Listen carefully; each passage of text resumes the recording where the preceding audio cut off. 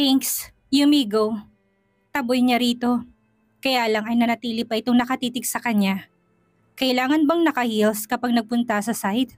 This is a dangerous place, Kitty. Natigilan siya sa tinawag nito sa kanya. Naikuyom niya ang kamao. Hindi siya madadala sa pakuting-kuting na yan. Tigre na siya. Hindi niya ito sinagot at iniwan doon. Hindi niya rin alam kung umalis ito kaagad. Basta siya ay umuwi kaagad. It's a diamond. Nanlalaki pa ang mga mata ni Mika matapos niyang buksan ang regalo ni Sir Harry sa kanya. Mama, kasya ba yan sa tenga mo po? Nag-aalalang tanong ni Chloe sa kanya. Mabigat, regalo to ni Sir Ginagwapo, Mama? Hindi makapaniwalang tanong pa ni Mig. Nakamot niya ang kilay sa tatlo habang si Miss Mara ay nangaasarang tingin sa kanya.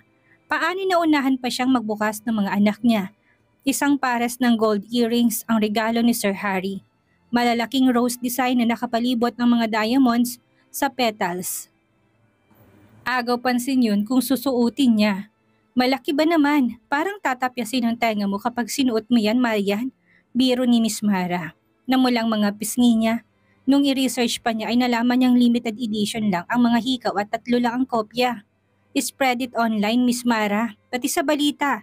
Ipaalam mo na niregaluhan ako ng diamond earrings ng CEO ng Mountaineer Group of Companies. Utos niya kay Miss Mara. Ngumisi siya. Sigurado siyang magpuputok ang butsi ni Karil at baka sugurin pa siya. Sinuot niya ang hikaw nung pumasok siya sa kumpanya. Naririnig niya pa ang mga empleyado ng daddy niya na pinupuri ang mga yon at pinag-uusapan ng pinakalat ng balita online. Pagbaba pa niya sa elevator ay natanaw na niya ang bulto ni Miss Karil sa harap ng mesa ni Emil. Kailangang may appointment ka, ma'am. Busy po si Miss Borja. Mading imporma dito ni Emil. Nahampas ni Karil ang mesa. Excuse me, at bakit ako hihingi ng appointment sa hampas lupang amo mo na nabihisan lang ng diamante? Iharap mo sa akin yan. Ang kapal niyang magkalat ng fake news na niregaluhan siya ng fiancé ko. Napairap siya at tamad na sumandal sa mesa ni Emil. Napatayo ang sekretarya niya habang si Karil ay natigilan. Nanguuyam niya itong pinasadahan ng tingin. Naka-bodycon red dress ito at mataas din ang pulang heels. Nalaki pa ang mga mata nito matapos mapansin ang mga hikaw niya. Nilapag niya ang mamahaling cute rose gold handbag sa mesa ni Emil. What's the matter? Hindi to palengke. Bakit kayo nagsisigawan? Napamaang si Karil, ngunit napaismid din. So, you think you are superior just because Harry gave you diamond earrings? Panguuyam nito. Imbis na mainis ay kiniling niya ang ulo upang mas makita nitong hikaw niya. Maganda ba, Karil? I bet, hindi ka binigyan kaya ka nagwawala dyan na para ka bang inagawan. How dare you? Kahit mapuno pa ng ginto't diamante ang katawan mo, sa akin pa rin babagsak si Harry. Hindi siya bagay sa katulad mong walang pinag-aralan. Mangarap ka, Marian, uneducated witch? Insulto nito. Kumulang dugo niya ngunit kalmadong naglahad ng palad kay Miss Mara. Akin na, Miss Mara. Utos niya sa sekretarya. Tumalima itong pumasok sa opisina niya. Nangiinsultong titig sa kanya ni Karil. Ninisihan niya lang ito, lalo siyang nangisi nung bumalik si Miss Melia at ibigay ang hiningi niya. You will never be good for Harry, Marian. Ang katulad mong hindi nakagraduate ay pangkama lang. Muling pang mamaliit nito. Hinawakan niyang mabuti ang frame. Heto, diploma ko't nang maitatak dyan sa isip mong graduate ako with flying colors. Naka-frame pa, para ramdam mo. Mading sagot niya sabay na malakas na pagsampal niya sa babasaging frame sa mukha nito. Napapikit ito ngunit bigla ring namilog ang mga mata sa gulat. Nabasag ang frame at bumagsak sa sahig. Kita niyang maliit na sugat sa pisngi nito. Nagdugo, ngunit hindi siya naawa dito. Sumigaw ito sa sakit at nanginginig ang kamay na hinawakan ng pisngi. Witch! Sinira mo mukha ko! Isusumbo kita kay Harry! Parang batang nagwawala ito. Ngunit hindi siya natinag. Kahit na magsama pa kayong dalawa, madiing sagot niya. Pagbabayaran mo ito! Bring it on, Karil! Hamon niya dito dahil hindi siya magpapatalo. Hindi ka na makakabalik kay Harry. Tandaan mo yan! Malakas itong sigaw ni inihirapan niya lang. Iuntog niya pa sa ulo nito si Harry. Harry's POV. Tingnan mo kung anong ginawa niya sa mukha ko, Harry. Sinira niyang mukha ko. Tiyak na sumbong sa kanya ni Karil. Napasugod ito sa bahay niya para lang sabihin yon. Pinatigan niya ang therapist. Nakatayo siya at nakakapit sa standing na bakal. Natutuwa pa naman siya sa improvement ng mga paa niya. pero naudlot sa paggawa ni Karil. Baka ginalit mo, tipid niyang sagot dito. What? Kakampihan mo siya? Kung hindi mo siya binigyan ng diamond earrings, hindi ako magagalit. I am your fiancé, Harry. Tapos yung binigyan mo ng hikaw? Ang unfair mo! Muling ngawa nito. Hindi niya pinansin si Karil, pinilit niyang ihakbang ang mga paa. Nanguwi siya sa hirap ngunit nakagawa siya ng maliit na hakbang. Hindi ka nakikinig sa akin, Harry! Wala ka malamang gagawin action sa ginawa sa akin ng babaeng yon? Pumikit siya ng mariin. Ano bang gusto nitong marinig sa bibig niya? Ang kasuhan ng asawa niya? Bakit ko siya pagsasabihan kung alam ko namang ikaw ang sumugod sa kanya at malamang nagpa-trigger sa galit niya? Tell me, Karil, do you really think papanigan kong pagiging mali mo? Sarkastikong sad niya. Pinadyak nito ang paa at muling gumawa. Kahit na! Ipagtanggol mo naman ako sa kanya! Napahiya na ako sa pagbibigay mo ng hikaw sa kanya. Tapos wala ka rin gagawin sa pananakit niya sa akin? My God, Harry! Mara siyang huminga. Fine, pagsasabihan ko. Labas sa ilong na sagot niya para matahimik ito. Naiinis pa rin ito umalis. Wala naman siyang pakialam sa galit nito. Baka siya pang masampal ni Marian kapag pinagtanggol niya si Karil. Pero kahit na ganoon ay pupuntahan niya pa rin ng asawa. Pakabili ng rubber shoes, Marcos, utos niya sa sekretarya bago sila nagpunta sa site. Hindi naman talaga kailangan ng presensya niya doon. Pero naroon na sadya niya, hindi na nga siya makatulog na malapit ito kay Emmanuel. Nagngingit-ngit ang damdamin niya. Malayo pa lang ay tanaw na niyang nagtatawanan ang dalawa. Naiinis pa siyang makitang inaayos nitong buhok na asawa niya. Noong nakaraan ay ang hard hat ang inaayos nito. Ngayon ay buhok na. Umiting ang panga niya. Sumayad pa ang tingin niya sa brown pants at spaghetti strap white sando na suot ng asawa niya. Hulmadong katawan nito at ang dibdib tapos ay kaharap nito si Alejandro. Nagngalit lalong panga niya. Kung pwede lang itago ay isiksik niya sa bulsa upang hindi makita ng ibang lalaki. Mabilis siyang nagpababa sa sasakyan. Muntik niya pang makalimutan ang pinabili niyang rubber shoes. Mabuti at hinabol ni Marcus at kasi siyang makalapit sa asawa na noon ay tumigil sa pagtawa at humalokip-kip kahit malayo pa siya. Sinupil niya ang ngiti matapos makita ang suot nito ang bigay niyang hikaw. See you around, Marian. Don't forget our date next week. Dinig niyang paalala ni Alejandro bago umalis. Naburang ngiti niya. Sinamaan niya ng tingin ang lalaki. Date? Hindi ba nito alam na kasalpang nilalandi nito? Bagay sa iyong mga hikaw, ibibili pa kita ulit. Bungad niyang papuri dito. What are you doing here? Nagsumbong na ba ang fiancé mo? Imbis ay malamig na tanong ito sa kanya. Lumapit siya dito, hindi rin pinansin ang tanong nito. Tamang hinala niya sumisilip ang cleavage dito sa suot na damit. Inis niyang hinubad ang coat. Suotin mo. Madiing utos niya dito. Sana hindi ka na lang nagdamit. Inis niya pang bulong. Umawang ang mga labi nito. Isusuot ko ang gusto ko. Kung naiinis ka, pumikit ka. Buiset. Akmang tatalikuran siya nito. Ngunit mabilis niyang hinilang kamay nito. Napatili ito at bumagsak sa kandungan niya. Napaungol pa siya sa sumakit na mga hita, ngunit agad na inikot ang braso sa bewang nito upang hindi makawala. Ano ba? Pakawalan mo ko, Harry. Hindi siya natinag at pinasot dito ang coat niya.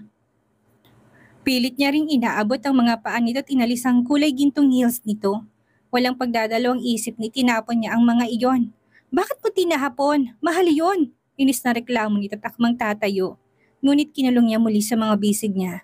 Tinapat niyang bibig sa tenga nito. Pinagsabihan na kitang huwag mag-heels sa ganitong lugar, hindi ba? Hindi ka nakikinig. Marian, o sinasadya mo para mapansin kita? Paus niyang bulong. Ano? Galing ako ng opisina, malamang naka-heels ako. Really? Why do I feel like you're seducing me? May paus niyang tanong dito. Kita niya nag-init ng mga pisngi nito, nahampas siya sa dibdib at tumalim biglang tingin sa kanya. Mainit niya lang tong tinitigan, lalo ng mga labi nitong namumula. Napalunok siya, isang sunggab lang ay mahalikan niya ito. In your dreams, Harry, hindi na kita gusto. Mga anak ko lang ang gusto ko makuha sa'yo. Pagdidiin nito. Nanliit ang tingin niya, imbis na patulan ito pili siyang dumukwang upang pasuotan to ng rubber shoes na pinabili niya pa kay Marcus. Anong ginagawa mo? Bastos! Asik dito at sinampal siya sa pisngi. Napapikit siya, doon niya lang napagtanto na halos humalik na siya sa pagitan ng mga hita nito. Humugot siya ng hininga at binalikan ito ng tingin. What the heck are you thinking, Marian? Iniisip mo ba nga halikan ko ang... Hindi Bakit ka kasi kailangan mong yumuko? Namumula ang pisngi nitong umiwas ng tingin. Nangisi siya at imbis na ituloy ang pagsuot ng rubber shoes dito, ay pinulupot niya ang dalawang braso sa tiyan nito. Papalitan ko lang ang heels mo ng rubber shoes. Naisip mo ba talagang hahalikan ko si Kitty? Ngayong sobrang tirik ng araw? Tinakpan itong bibig niya. Galit ang titig sa kanya. Malamang na iskandalo sa sinabi niya kaya't nangisi siya lalo. Wala akong iniisip na ganyan. Marahan niyang nilayo ang kamay nitong pinantakip sa kanyang bibig. Namumungay ang mga mata niya dito. Napalunok pa siya matapos maramdaman ang pagkabuhay ng pagkalalaki niya. At tsak na naramdaman din ito, lalo't nalaki ang mga mata nito. What the heck, Harry? Pakalmahin mo yan! Inis na bulong ito. Mabigat siyang huminga. Naramdaman niyang nanditong amo niya. Do something about it, Marian. Ginising mo. Pangasar niya na kinapula ng mga pisngi nito. Ano nga ko? Tanga ka ba? Kahit sumakit pa yung puson mo, hindi ako maghuhubad para sa'yo. Humigpit ang hapit niya dito. Dumiin ang titig niya. Hindi ako gagapang pabalik sa'yo, Harry. Look at yourself. Sinong babaeng magkukumahog na bumalik sa isang lumpot hindi makalakad? Pang-uuyam nito. Alam niya sinusubukan lang siya nitong saktan pero buwiset, epektibo dahil nasagi ang ego niya. Minamaliit siya nito. Kapag nakalakad siya, ito ang lulumpuhin niya at hindi na makakatayo sa kama. Anong mali sa pagiging lumpo, Marian? Pigil ng inis na tanong niya dito. Humalokip-kip ito. Paano ka gagalaw kung hindi mo madala-dala yung mga paa mo? Muling pang-iinsulto nito. Umigting ang panga niya at mas sinapit to. Harry! Mahinang singhap nito kasabay ng mahigpit na hawak sa braso niya. At pilit inaalis. Tigilan mo yan! Mahinang asik nito at pilit pa rin inaalis ang kamay niya sa loob nito. Muli niya tinapat ang bibig sa tenga nito. Ngumisi matapos maramdaman ng pamamasa nito. Kahit lumpo ako, kayang-kaya kitang buntisin, Marian. Paus niyang bulong bago kagatin ang marahan ng tenga nito. Maghintay itong makalakad siya at magpupunla siya dito. Marian's POV. Stop it, Harry! Madiing angil niya dito. Ang walang hiyang katawan niya ay traidor din. Nanginig ang mga tuhod niya at namigat ang paghinga. Sir, may meeting ka po ng after lunch, dinig niya imporma ng sekretarya nito. Kahit tuloy ayaw niya ay naitago niyang mukha sa dibdib ni Sir Harry. Natural na tumaas ang hapit nito sa kanya tinagong mukha niya. Sakto lang na naramdaman niya ang pag-abot ng rurok nung alisin itong kamay sa loob ng pants niya. Nagdalong braso nitong yumakap sa kanya bago sinagot ang sekretarya nito. Susunod ako, Marcus. Mauna ka na sa sasakyan. Utos pa nito. Narinig niyang papala yung yabag ni Marcus. Inis siyang umahon sa dibdib nito. Wala talaga itong pinipiling lugar. Kahit saan na lang. Tumahip ang dibdib niya sa inis at sinipang mga rubber shoes. Agad siyang kumuwala sa bisig nito. Namungay ang mga mata nito sa kanya. Tinapik pang kandungan nito na tila pinapabalik siya doon. Bumalik ka dito, Kitty. Paus na utos nito. Huwag kang magpapakita sa akin, Harry. Huwag ka ring lumapit. Kainis ka. Galit niyang angil bago nagmarcha palayo kahit nakayapak lang siya. Dala-dala niyang inis hanggang opisina. Makailang beses na niyang nasabunot at nasampal ang sarili. Kung kasing naiinis siya kay Sir Harry, ay mas naiinis siya sa sarili niya. Paano hindi kung maramdaman pa rin niya ang daliri nitong pumasok sa loob niya kanina? Naman, kainis yun. Kahit saan talaga. Reklamo niya bago inuntog ang sarili sa mesa. Ayos ka lang, ma'am? Kanina ka pa wala sa sarili. Napaangat siya ng tingin kay Miss Mara. Sasabihin ba niya kung hindi mababaliw na siya sa inis kay Sir Harry? Walang respeto yung dati mong amo. Habol ng habol. Akala mo hindi pumirma sa annulment paper noon. Napakarap to. Ano po bang ginawa ngayon? Agad nag-init ng mga pisngi niya. Nakakahiya. Tapos tirik pang araw kanina. Muntik pang makita ni Marcus. Kailangan ko ng peace of mind, Miss Mara. Natiga siya nang may kumatok at sumilip sa pinto si Emil. Ma'am, may delivery po. Kailangan niyo pong pumirma. Lumapad pang ngiti nito. Marahas na lang siyang napabuntong hininga. Tinatamad siyang lumabas, ngunit umawang ang mga labi sa tatlong delivery boy na may hawak na punpon ng bulaklak. Idagdag pa ang mga bulaklak na nakapaso at nakalat sa sahig. May tulip, may santan, pati yata yellow bell. May naamoy pa siyang sampagita. Ma'am, pa-receive po. Flowers for you daw po. Lumapit ang delivery boy at hawak nitong papel. Kung hindi pa siya tinusok ni Miss Mara sa tagiliran, hindi siya matatauhan. Naku, may nangihingi na sorry. Bala kayatang bigyan ng flower farm. Ay, humagikik pa to. Hilaw siyang ngumiti. Pagkapirma niya kagad na pinasa sa kanya ang pinakamalaking punpon ng red roses. Bago pinasok sa opisina niya ang iba't ibang klaseng bulaklak. na nasa baso. Inamoy niya pa yon, ngunit natigil sa kulay puting note. Agad niyang binasa ang note, isang simpleng "I'm sorry Kitty" ang nandoon. Ngunit naginit ang bunbunan niya. "Itigil niyo yan," mabilis niyang pigil sa pagpasok ng bulaklak. Pati si Miss Mara ay natigagal. "Bakit ma'am, bawal po sa loob?" tanong nito sa kanya. "That I mean is, huwag niyo nang ipasok sa loob at ibalik niyo sa nagbigay." "Ma'am, another shipping fee po kapag ganoon." Napakamot pang delivery boy. "Kahit magkano pa, basta may balik lahat ng yan kay Harry." Madiing utos niya. Nagkatinginan ang mga ito, mukhang nagdadalawang isip sa utos niya. "Sige po, pero ano pong sasabihin? Nakarasback niyo kaagad kaya ibabalik ang mga bulaklak?" Napaawang ang mga labi niya sa tanong nito habang si Miss Mary mahinang natawa. "Huwag mo nang ipabalik, Marian. Tanggapin mo na. Bahala ka, baka mag-expect si Sir Harry na crush mo nga siya." Natatawang suggestion ni Miss Mara. Napapikit siya ng marinat inis na nagmarcha sa banyo. Ano bang trip sa buhay ng isang Harry Roosevelt? Wala na yata itong magawa kundi maglustay ng pera para sa kanya. Ilang araw din niyang tiniis ang madaming bulaklak sa opisina niya. Hindi rin siya bumibisita sa site at baka doon na naman siya nitong habulin. Busy siya sa pamamalakad ng papromo nilang kaka-lunch lang kahapon. "Mama!"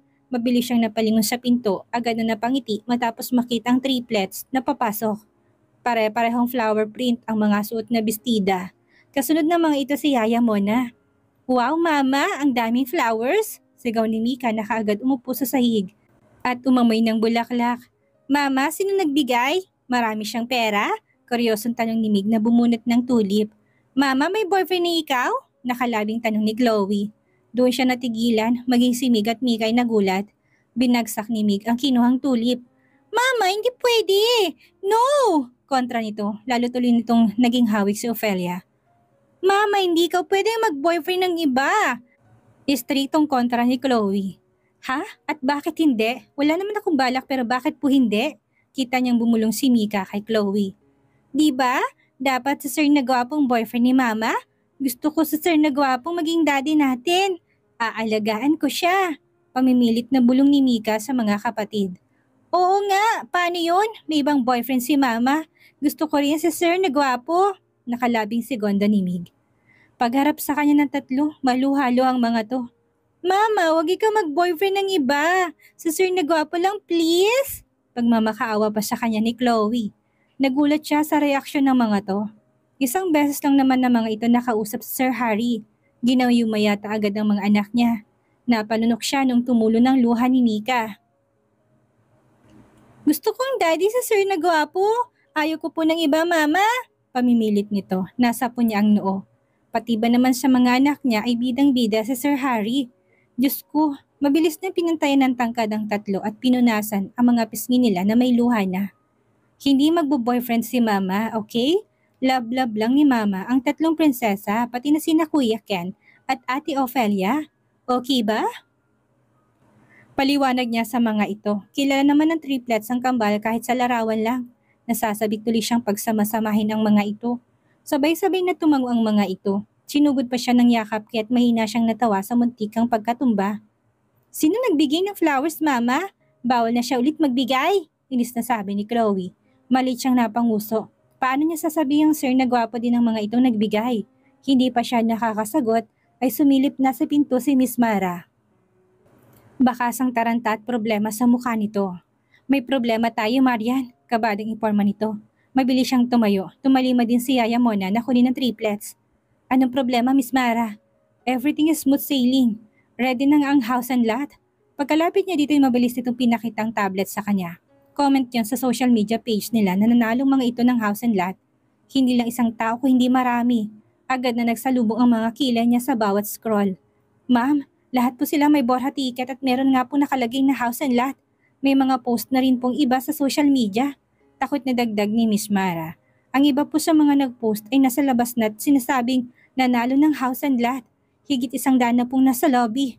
Muling dagdag nito na nagpalaki sa mga mata niya. "Ano? Paano nangyari to? 5 lang dapat yon." Shit! Napapikit siya ng mariin lalo namang noong makitang paparating ang daddy niya. Nahalatang galit. Kumalabog ang dibdib niya. Unang beses na magagalit ito sa kanya. "Dad, what have you done, Marian? Paano nangyaring maraming nanalo? Paano mabibigyan ng bahay lahat ng iyan? Pinagkatiwala ko pa naman sa'yo ang kumpanya. Galit na galit nitong sigaw na halos lumabas na ang ugat sa leeg.